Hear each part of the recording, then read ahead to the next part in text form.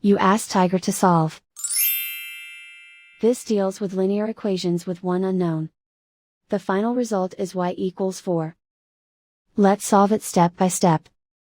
Group all y terms on the left side of the equation. Subtract 3y from both sides. Group like terms.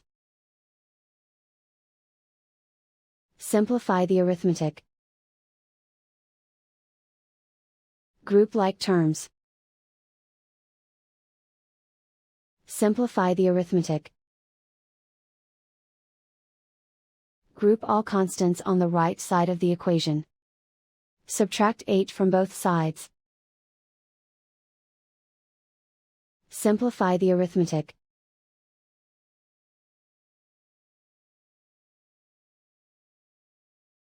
Isolate the y. Divide both sides by 2. Simplify the fraction. Find the greatest common factor of the numerator and denominator.